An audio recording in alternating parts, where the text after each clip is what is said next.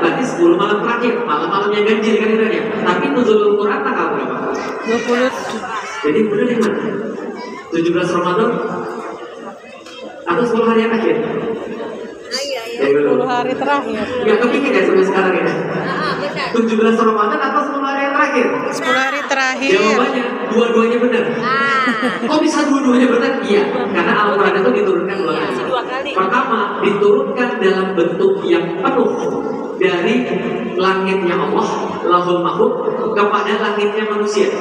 Itu diturunkannya pada kapan? Inna anzalnahu fi lailatul qadar. Lalu dari langitnya manusia itu diturunkan secara perlahan-lahan selama 23 tahun. Ya, dari kemudian diutusnya Nabi sampai kemudian Nabi wafat diturunkan perlahan-lahan. Dan pertama kali Iqra bismi rabbikal ladzi khalaq 17 Ramadan. Nah, jadi sekarang sudah bisa jawab ya. Jadi dua-duanya benar, tidak ada masalah. Nah, itulah kemudian hari ketika Rasul dilantik. Karena itulah Rasulullah SAW ketika awalnya melihat orang-orang Yahudi dan Nasrani berpuasa, Rasul itu mau juga berpuasa, tapi di tempatnya sendiri. Maka Allah kasih kemuliaan pada Rasulullah boleh berpuasa ketika beliau dilantik, di bulan beliau dilantik. Karena itulah Ramadan itu sebenarnya adalah hari raya kaum muslimin, seperti kayak apa ya? Kalau kita kemerdekaan 17 Agustusan, nah itu di bulan Ramadan. Kenapa? Karena di situ dilantik Rasulullah SAW menjadi nabi akhir zaman sekaligus yang paling mulia di antara para nabi. Teman-teman sekalian, berarti Ramadan itu diperrahasia luar biasa. Kenapa bisa begitu? Karena Al-Quran diturunkan di sana. Oke. Saya boleh ngomong sesuatu yang lain selain pengajian ya? Boleh. Nah, siapa yang nonton Dragon Ball? Enggak. Ada yang nonton Dragon Ball? Enggak. Nonton? Enggak nyambung. Nah, tua-tua bisa nonton Dragon Ball ya? Tahu nggak di Dragon Ball itu ada masa dia masuk satu ruangan, yang di ruangan itu 1 jam di sana sama dengan beberapa bulan di hari-hari biasa di luar. Pernah lihat ya? Itu ada kayak ruang khusus. Kalau di One Piece itu ketika misalnya dia habis berantem di Marineford, kemudian latihan selama 2 tahun itu, terus tiba-tiba jadi kuat setelah itu. Ustaz ada contoh yang lebih kuat Yang kartun boleh. Dragon Ball. Gatot Kaca itu dia masuk ke kawah Chandra di Muka, ya kan ya, masuk ke sana sebentar, setelah itu dia jadi kuat. Bisa dipahami teman sekalian? Kalau Naruto ada Naruto. ketika dia lagi bertapa di gunung Kodok itu loh, tahu kan ya? Nah setelah itu dia langsung jadi kuat kan itu kan ya? Nah itu adalah masa-masa yang singkat tapi efeknya dahsyat. Masa-masa yang singkat tapi efeknya dahsyat. Orang muslim punya nggak? Punya. Kapan? Ramadan. Itu masa-masa singkat tapi efeknya dahsyat. Gak percaya? Rasulullah SAW pernah kasih tahu kita itu umat akhir zaman. Karena kita umat akhir zaman, kita nggak sepanjang umur orang-orang zaman dulu. Nabi Nuh tadi berapa? 950 tahun. Nabi Adam berapa? 1000 tahun. Gitu ya. Jadi nabi-nabi zaman-zaman itu panjang umurnya. Umat Muhammad, Nabi Muhammad berapa umurnya? 3. Antara 60 dan 70 tahun kata Rasulullah. Ada yang lebih daripada 70 tahun? Udah putus itu berarti 60 sampai 70 tahun. Kok bisa umat yang umurnya 60 sampai 70 tahun bisa nyaingin orang yang umurnya ribuan tahun? Karena ada saat-saat istimewa. Khairun min alfi syahrin. Hari itu, malam itu lebih baik daripada 1000 bulan. Jadi minimal 1000 bulan, maksimal lebih banyak lagi. Dan tidak itu, beribadah di dalam bulan Ramadan itu dikali lipatkan. Artinya apa? Ini bulan pembelengan. Maka peristiwa-peristiwa penting terjadi di bulan Ramadan. Ya, yang ditempelin Al-Quran itu pasti istimewa. Semua yang ditempelin Al-Quran itu pasti jadi istimewa. Dia ditempelin pada Nabi, nabinya jadi nabi yang terbaik.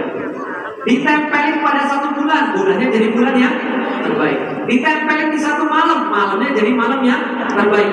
Ditempelin sama malaikat, jadi bosnya malaikat. Jibril, ya kan ya? Jadi bosnya malaikat. Kenapa? Karena bawa Al-Quran. Tapi di bulan Al-Quran diturunkan itu ditambah-tambahin lagi. Maka ulama-ulama berpendapat yang dimaksud dengan Lailatul Qadar selain malam penuh dengan keberkahan adalah malam di mana Allah itu menyusun ulang seluruh organ-organ yang terjadi di perut. Makanya itu gak main-main. Makanya Rasulullah itu persiapan Ramadannya free. Kenapa? Karena Rasul tahu kalau umat yang bisa berjaya di bulan ini, mereka akan bisa berjaya di 11 bulan yang lain. Itu kuncinya. Gimana caranya? Dekat dengan Al-Quran. Syahrul Ramadan alladzi unzila fihi Quran. Sesungguhnya bulan Ramadan tempat diturunkannya Al-Quran. Dan di dalam Al-Quran tidak ada satupun kata Ramadan. Kata Ramadan cuma satu, lengketnya dengan Al-Quran. Artinya bulan ini khusus benar untuk Al-Quran. Siapa yang dapat Al-Quran, di situ Al-Quran mau sama dia bisa untuk menguasai 11 bulan yang lain. Bahkan bisa menguasai dunia. Serius. Kenapa? Karena itu yang menjadi contoh Nabi kita. Berarti ini adalah jawabannya. Jawabannya ada pada Al-Quran. Dan itu yang ditakuti oleh orang-orang kafir. Teman-teman sekalian, syahrul Ramadan alladzi unzila fihi al-Qur'an hudan linnas wa bainatin minal huda wal furqan. Bulan-bulan Ramadan adalah bulan diturunkannya Al-Quran yang ada 3 kekuatannya. Dia menjadi petunjuk bagi seluruh manusia yang mau untuk memanfaatkan Al-Quran. 2, penjelas daripada petunjuk. Yang ketiga, menjadi furqan, menjadi pembeda antara hak dan batil. Coba lihat, teman-teman sekalian, Nabi apa yang paling banyak mujizatnya? Enakannya ngaji di sini aja, ada tanya jawabnya, ada kuis gitu kan ya. Nabi mana yang paling banyak mujizatnya? A. Nabi Adam. B.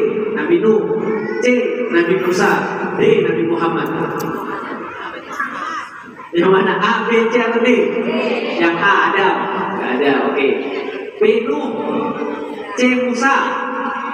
D. Nabi Muhammad. Yang lain absen seperti biasa, makasih. Oke, yang paling banyak mukjizat di dalam Al-Quran dan di dalam kisah-kisah para nabi bukan Nabi Muhammad, tapi Nabi Musa. Nabi Musa itu punya banyak sekali mukjizat. Kesiannya di situ. Kesiannya di situ. Kenapa? Nabi Muhammad itu ketika dapat ujian, beliau pernah bilang begini. Jadi gini, suatu waktu pernah ketika para sahabat itu mempertanyakan keputusan Rasulullah SAW, maka Nabi itu bilang gini, saya jadi tahu sedihnya Nabi Musa itu kayak apa. Kenapa? Paling banyak mukjizat. Harusnya kan kalau paling banyak mukjizat kan pengikutnya paling yakin, tapi pengikutnya paling rese. Jadi kalau Anda mau tahu pengikutnya Nabi Musa, Anda bisa lihat netizen zaman sekarang, paham ya? Iya. Rese, rewel, julid, nah itu sepertilah pengikutnya Nabi Musa begitu. Suka bikin hashtag yang gak penting, paham maksud kalian? Suka bikin narasi-narasi yang aneh-aneh gitu kan ya.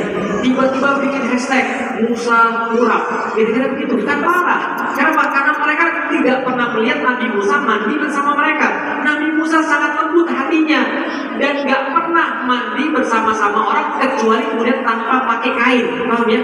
Mereka bilang, wah Nabi Musa punya penyakit kulit, paham ya? Kurang. Itu netizen julid banget untuk lihat. Nah itu orang-orang Yahudi itu modelnya kayak gitu, paham ya? Nah jadi kata Nabi, saya jadi ngerti penderitaan saudara saya Musa. Kenapa? Saya nggak seberapa, baru dipertanyakan sedikit saja. Tapi orang-orang Nabi Musa ini makanya luar biasa. Apa hubungannya dengan Al-Quran? Nabi Musa mukjizatnya paling banyak, tapi pengikutnya paling kurang ajar. Ya Allah. Paham teman-teman sekalian? Kenapa pengikutnya paling kurang ajar? Karena begitu mereka ditinggal Nabi Musa, mereka segera cari sesembahan yang lain. Begitu kan? Anda baca di dalam Al-Quran. Sudahlah kemudian mereka itu sudah dikasih semua macam-macam, dibelah laut buat mereka. Sebelumnya dibebaskan dari Fir'aun, melihat kemudian wabah begitu besar sampai kodok masuk ke mulut orang-orang, begitu banyak kodok kemudian, begitu banyak belalang dan segala macam. Diberikan seluruh mukjizat, lewat kemudian laut yang terbelah. Antum bisa bayangin nggak sih laut terbelah? Karena bayangin, itu satu dan satu seperti gunung yang kemudian tinggi dan kita lewat katanya kiri kanan air. Itu kan amazing banget kalau kita ada di sana katanya. Coba bayangin, baru semua itu terjadi malah bikin maksiat. Malah kemudian nggak mau masuk ke tanah terjanji, malah nyuruh kamu aja pergi sama Tuhanmu, kamu di sini duduk aja. Kalau kamu lihat kamu menang, kami masuk. Kalau kamu kalah, kami aman. Paham sekalian. Ini Yahudi. Nah setelah itu mereka disesatkan, tapi Allah masih sayang. Dikasih mana wasalwa, dikasih kemudian kebaikan. Mereka berselisih, Allah yang nyelesain pada mereka. Mereka minta apapun, Allah kasih pada mereka. Begitu Nabi Musa minta, saya mau pergi sebentar ya, kalian dijaga sama Harun ya, jangan macam-macam ya. Apa yang mereka lakukan? Buat persembahan baru. Coba tuh pikir, kenapa? Karena mereka banyak lihat mukjizat, tapi mukjizat yang mereka lihat cuma dengan mata dan nggak masuk dalam hati.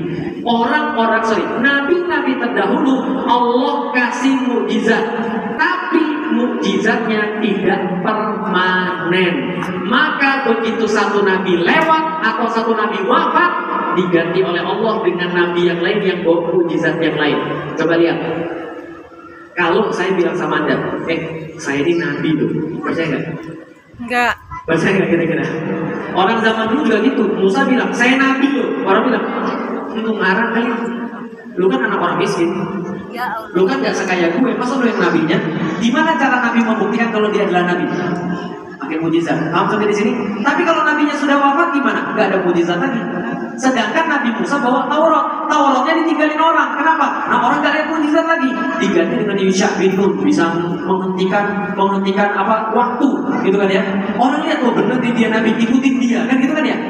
Kalau misalnya Rasulullah Muhammad sekarang masih ada atau sudah nggak ada lagi? Sudah wafat atau masih ada? Rasulullah sudah wafat. Tapi pertanyaannya, kenapa kita bisa percaya dengan Islam? Umat zaman dulu, kayak umatnya Nabi Musa, ketika nabinya wafat, dia perlu digantikan nabi yang lain yang bawa mujizat. Umatnya Nabi Muhammad wafat, umatnya masih percaya dengan Islam? Masih. Mujizatnya mana? Mujizatnya mana?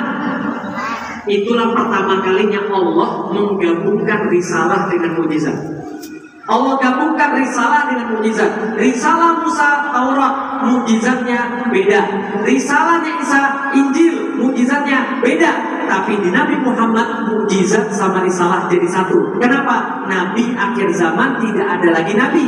Maka Allah katakan unzila fihil Quran hudalin nas, dia adalah petunjuk buat manusia, bainatin minal huda, dan di dalam petunjuk itu ada juga bukti yang meyakinkan bahwa dia adalah tidak pernah tertandingi sepanjang zaman. Wal furqan, kalau Anda sudah dapat semua itu, Anda tidak akan gumun, tidak akan heran, tidak akan merasa bingung menghadapi dunia yang saya ceritain tadi.